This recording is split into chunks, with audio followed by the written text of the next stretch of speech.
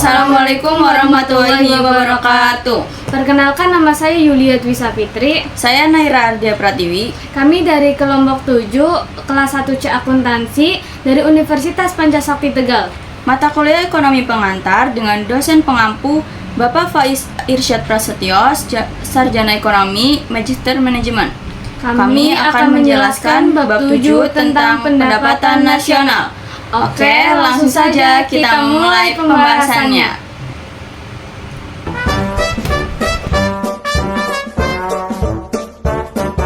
Oke, sebelum kita mengetahui bagaimana sih cara menghitung tentang pendapatan nasional, kita itu harus mengetahui apa sih pendapatan nasional itu. Pendapatan nasional adalah nilai total dari semua barang dan jasa akhir yang diproduksi oleh suatu negara dalam periode waktu tertentu, biasanya 1 tahun, dan juga bisa diartikan sebagai jumlah pendapatan yang diterima oleh seluruh masyarakat di negara tersebut. Setelah kita mengetahui apa itu tentang pendapatan nasional, kita akan masuk ke dalam pengelompokan pendapatan nasional melalui sektor dan juga subsektor. Yang pertama itu ada sektor pertanian, tentunya tentang pengelolaan sumber daya alam, tanaman, dan juga hewan. Ada sub-sub dari sektor pertanian. Yang pertama itu antara subsektor tanaman bahan makanan, subsektor tanaman perdagangan perkebunan, subsektor peternakan dan juga hasil ikutan. Terus yang keempat itu ada subsektor tentang perikanan. Yang kelima tentang subsektor kehutanan dan juga perburuan. Yang kedua itu ada tentang sektor pertambangan dan juga penggalian. Tentunya ini tuh membahas tentang bagaimana pengambilan tambang dari dalam bumi. Yang pertama itu ada subsektor pertambangan antara minyak, bumi, gas, batu bara dan juga lain-lain. Yang kedua itu tentang subsektor penggalian yang tentunya itu non-logam, tentang kayak batu, kapur, pasir dan juga kerikil. Yang ketiga adalah sektor industri, di mana sektor industri ini itu mengolah tentang bahan mentah menjadi bahan setengah jadi ataupun bahan jadi. Di mana sektornya itu yang pertama ada subsektor dari industri besar dan juga sedang yang meliputi seperti pabrik, yang kedua subsektor industri kecil, yang ketiga subsektor industri kerajinan rumah tangga seperti batik rumahan, anyaman rumahan dan juga lain-lain. Yang keempat ini itu ada sektor listrik, gas dan juga air minum yang tentunya meliputi seperti PLN, PDAM, perusahaan gas dan juga lain sebagainya. Yang kelima itu ada sektor bangunan, di mana sektor bangunan sendiri merupakan aktivitas konstruksi pembangunan. Yang keenam ada sektor perdagangan restoran dan juga hotel yang meliputi subnya itu yang pertama subsektor perdagangan, yang kedua subsektor restoran, dan yang ketiga itu subsektor hotel. Yang ketujuh itu tentang sektor transportasi dan juga komunikasi. Yang pertama itu subsektor transportasi darat seperti angkot, motor, dan juga lain-lain. Yang kedua itu ada subsektor transportasi udara seperti pesawat. Yang ketiga subsektor transportasi laut seperti kapal. Yang keempat ada subsektor transportasi sungai. Ini meliputi seperti perahu kecil. Yang kelima itu ada subsektor jasa penunjang transport seperti pelabuhan, bandara. Yang keenam itu ada subsektor pos dan juga telekomunikasi seperti internet, telepon, TV dan juga lain sebagainya. Yang kedelapan adalah sektor bank dan juga lembaga keuangan lain. Yang kesembilan ada sektor sewa rumah, dan yang kesepuluh itu ada sektor pemerintahan dan juga Hankam, yaitu instansi pemerintah yang membantu masyarakat dalam layanan publik. Yang terakhir ada sektor jasa-jasa, yaitu memberikan secara layanan bukan barang seperti pendidikan, kesehatan, hiburan dan juga lain sebagainya. Kita masuk dalam konsep pendapatan nasional di negara yang berkembang. Yang pertama ada Gross Domestic Product atau disebut dengan GDP atau Produk Domestik Bruto PDB. Diartikan nilai jumlah barang dan atau jasa yang dihasilkan faktor-faktor produksi di wilayah suatu negara domestik selama 1 tahun. Cara penghitungan dari PDB dilakukan atas 2 macam dasar harga. Yang pertama itu ada dasar harga berlaku, yang kedua atas harga konstan, di mana PDB atas harga berlaku ini itu memiliki fungsi untuk mengetahui perkembangan struktur ekonomi real tahun tersebut. Sementara untuk yang konstan berfungsi untuk mengetahui pertumbuhan ekonomi dari tahun ke tahun. Yang kedua ada Gross National Product atau disebut dengan GNP atau Produk Nasional Bruto PNB, merupakan jumlah nilai barang dan atau jasa akhir yang dihasilkan oleh faktor-faktor produksi milik warga negara sendiri yang tinggal di dalam negeri maupun di luar negeri.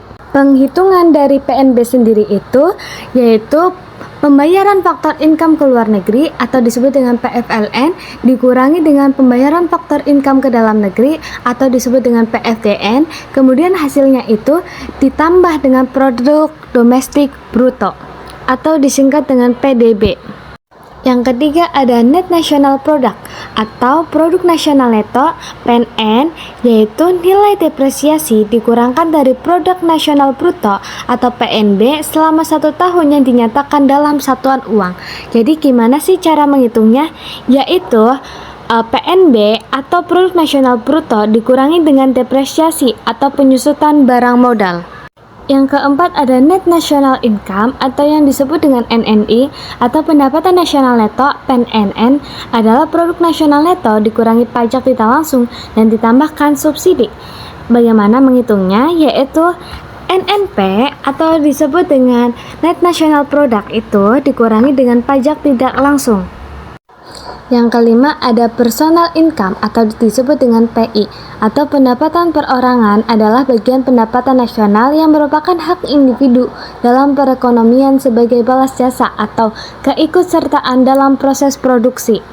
Cara menghitung personal income atau disebut dengan PI adalah pendapatan nasional neto NNI ditambah dengan pembayaran pindahan atau transfer atau bisa disebut juga dengan transfer payment, kemudian dikurangi dengan laba ditahan, iuran asuransi, iuran jaminan sosial, dan juga pajak perseroan. Yang keenam ada disposable income atau disebut dengan DI atau pendapatan siap dibelanjakan yang akan dimanfaatkan untuk membeli barang atau jasa yang selebihnya menjadi tabungan yang disalurkan melalui investasi. Di mana rumus dari disposable income itu sendiri adalah personal income dikurangi dengan pajak langsung. Yang ketujuh ada pendapatan nasional harga berlaku dan juga harga konstan, di mana pendapatan nasional menurut harga berlaku, pendapatan nasional nominal merupakan nilai barang dan juga jasa yang dihasilkan suatu negara dalam 1 tahun dan juga dinilai menurut harga yang berlaku pada tahun tersebut. Sedangkan untuk pendapatan nasional menurut harga konstan atau pendapatan nasional real merupakan nilai barang dan juga jasa yang dihasilkan suatu negara selama 1 tahun dan dinilai menurut harga yang berlaku pada 1 tahun tertentu, yaitu tahun dasar.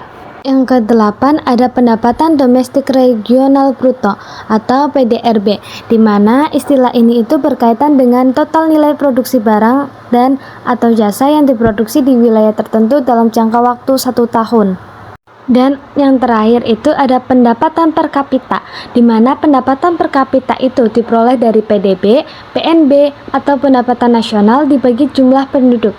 Cara menghitung rumusnya yaitu PDB dibagi jumlah penduduk atau PNB dibagi dengan jumlah penduduk.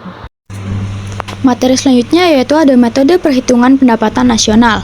Ada 3 metode yaitu metode produksi, metode penghasilan, dan metode pengeluaran. Metode produksi. Menurut metode ini, pendapatan nasional adalah jumlah nilai produksi akhir barang dan jasa yang dihasilkan oleh aktivitas produksi seluruh warga negara suatu negara dalam jangka waktu tertentu, umumnya dihitung dalam 1 tahun. Yang kedua ada metode penghasilan. Menurut metode ini, pendapatan nasional adalah jumlah seluruh penghasilan yang diperoleh para pemilik faktor produksi sebagai hasil dari proses produksi barang dan jasa dalam suatu negara dalam jangka waktu tertentu yang umumnya dihitung dalam 1 tahun. Yang ketiga ada metode pengeluaran. Metode ini yang dihitung bukan nilai dari setiap transaksi antara penjual dan pembeli, tetapi nilai jasa dan barang akhir. Tujuannya apa sih? Tujuannya yaitu untuk menghindari penghitungan ganda. Lalu ada cara menghitung pendapatan nasional. Yang pertama metode produksi. Yang A, nilai produksi yaitu jumlah output dikali harga jual per unitnya. Yang kedua ada nilai bahan baku dan bahan penolong. yaitu jumlah dikali harga per unitnya. Yang ketiga, nilai tambah bruto, yaitu nilai produksi dikurangi total bahan baku. Yang keempat, ada penyusutan barang-barang, kapital atau aktiva tetap. Yang kelima, nilai tambah neto, yaitu nilai tambah bruto dikurangi penyusutan. Metode penghasilan, yaitu caranya gaji, upah atau honorarium ditambah keuntungan, ditambah bunga, ditambah sewa, dan ditambah pajak, itu hasilnya yaitu nilai tambah neto. Nilai tambah neto ditambah penyusutan, hasilnya yaitu nilai tambah bruto. Yang ketiga, ada metode pengeluaran.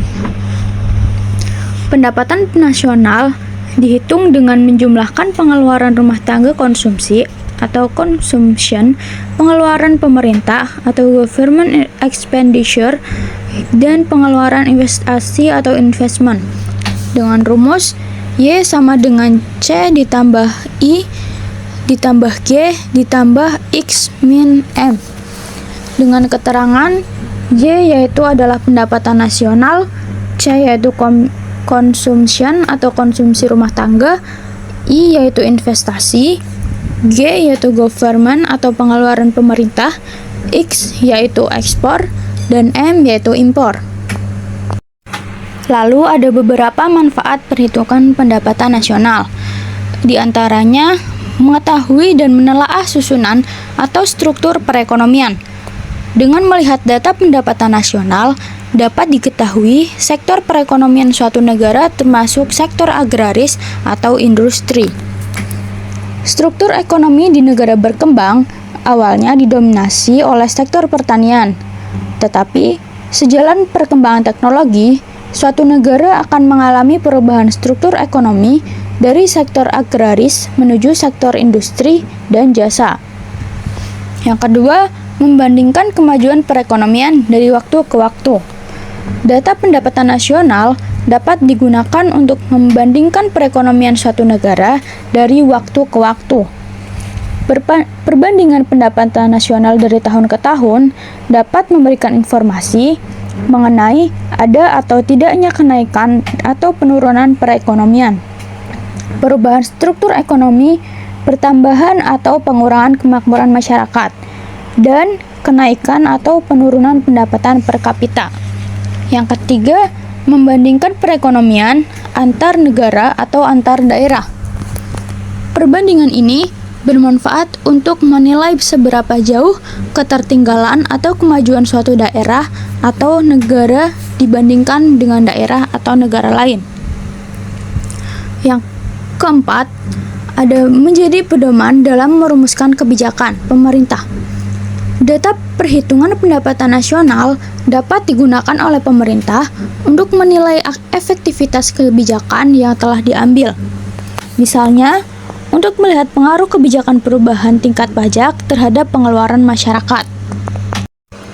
Selanjutnya, kegiatan produksi atau transaksi. Ada dua. Yang pertama, kegiatan produksi atau transaksi pasar yang tidak diperhitungkan dalam pendapatan nasional. Ada beberapa kegiatannya, yaitu yang pertama ada kegiatan ilegal, yaitu kegiatan yang melanggar hukum walaupun kegiatan tersebut bermanfaat atau memberikan pendapatan bagi pihak-pihak tertentu. Yang kedua, ada pembayaran transfer atau transfer payment, yaitu pembayaran yang bukan merupakan hasil produksi. Yang ketiga, ada capital gains atau capital loss, yaitu kenaikan dan penurunan nilai barang-barang modal. Yang keempat, ada kegiatan yang karena alasan praktis tidak dihitung. Contohnya seperti jasa ibu rumah tangga mengurus rumahnya sendiri. Yang kedua, ada kegiatan atau transaksi yang tidak melalui pasar, tetapi dihitung dalam pendapatan nasional. Transaksi-transaksi ini misalnya hasil produksi yang dikonsumsi sendiri, pembuatan bangunan seperti rumah, jembatan, saluran irigasi, dan yang lainnya. Terakhir ada kesimpulan. Kesimpulannya yaitu pendapatan nasional dapat diukur melalui konsep GDP, GNP, NNP, NNI, PI, DI, dan lainnya. Pendapatan nasional Juga dapat dihitung melalui metode produksi, metode penghasilan, metode pengeluaran, dan ekspor neto atau X kurangi M.